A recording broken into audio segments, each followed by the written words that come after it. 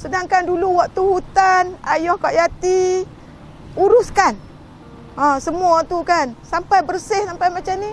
Tahu-tahu bukan orang tempatan yang dapat di situ. Orang luar yang dapat. Sedangkan ayah dulu pun pernah juga pergi mohon geran. Tapi dia orang kata tanah tu tanah hak kerajaan. Tak boleh dijual, hanya boleh duduk saja di situ. Jadi sekarang ni Kak Yati pun dah ada 4 generasi di situ. Tak mampu dah kami nak pergi ke mana-mana lagi dah. Sebab kami tak ada, kami habis dah duit untuk buat rumah di situ. Cuba pikat sendirilah orang kata nah. Dari mak, anak, cucu sampai cicit dah. Buat rumah di situ. Tak payah baca banyak lah kita kata nah. Kalau sebiji rumah dalam 60,000 pun, kalau 4 biji rumah dah berapa? Jadi kami tak ada apa dah sekarang ni. Cuma kami minta Perdana Menteri tolonglah kami. Yang tu saja. Minta sangat-sangat. Kami dimaklumkan tanah itu tanah kerajaan, tiada hak milik sesiapa. Oleh itu kami pun terkejut dengan apa yang berlaku sekarang ni. Pihak tuan tanah ada datang menuntut hak mereka. Dan itu kami pun jadi hairan macam mana tanah yang diduduki oleh datuk nenek boleh dimiliki oleh orang lain. Makcik mengharapkan kerajaan boleh bantu makcik lah. Pasal makcik kena usir dekat tempat situ. Makcik dah tua dah, tak tahu nak keluar pergi mana. Harap-harap makcik kalau boleh kerajaan bantu makcik nak datang penempatan yang lain. Kalau makcik nak usaha, nak cari, nak buat yang lain tu memang orang kata tak upaya dah lah. Macam tu ialah harap makcik.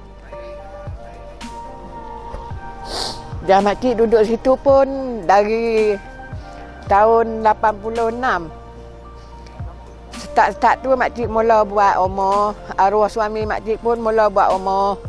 Lepas tu pergi jumpa kerajaan negeri pun, pejabat tanah pun dia orang cakap pakcik boleh duduk tapi pakcik jangan jual pasal tanah itu tanah kerajaan. Tu yang kami duduk dan buat rumah situ sampai ke hari inilah. Dengan tertiba aja datang satu orang cakap ini tanah milik dia orang. Makcik pun heran sebelum ni macam mana tak ada orang usaha pun, tak ada orang mengaku pun. Bila dah jadi rumah, jadi kampung, baru nak ada orang tuntut tanah mereka, milik dia orang. Sekarang ada lebih kurang 70 keluarga di kawasan itu, Kampung Kesinai. Dan mereka masing-masing telah labur lebih kurang 50,000 ke 60,000. Dan ini rumah mereka lah di situ. So, lebih kurang 4-5 tahun dahulu ada seorang daripada Kanga yang datang yang mengatakan ini adalah milikan dia. Tanah ini milikan dia dan dia mahu mereka keluar. Bila mereka tak nak keluar, dia bawa mereka ke mahkamah dan adakan kes. Dan akhirnya mereka telah kalah di kes di mahkamah lah. Kerana hakim telah keluarkan arahan, mereka kena keluar pada bulan Ogos kan dulu. Lepas mereka merayu kepada lawyer pihak pemilik, dia bagi sampai hujung tahun lah. So dia kena keluar sebelum 31 Disember tahun lalu. Mereka telah pergi jumpa dekat Menteri Besar dan minta Menteri Kerajaan Negeri sediakan satu skim perumahan alternatif lah untuk mereka. Satu PPR yang mereka boleh belilah dengan harga yang murah kan.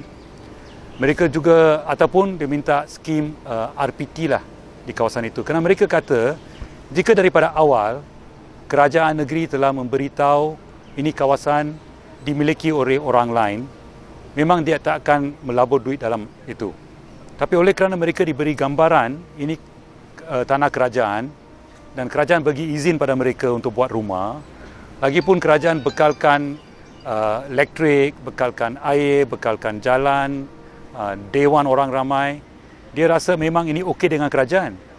So dia kata oleh kerana you bagi message macam itu yang kita boleh duduk di sini, kita telah keluarkan simpan semua simpanan kita untuk membuat rumah di sini. So, sekarang dia minta bantuan kerajaan untuk mengadakan satu skim RPT ataupun PPR lah. Tapi sampai sekarang pejabat menteri besar tak ada beri balasan yang baik lah. So itulah sebab mereka terpaksa mari ke sini kerana itu tarikh untuk keluar sudah sampai. Mereka takut dia akan diusir bila-bila pun. Dan mereka tak ada rumah di luar.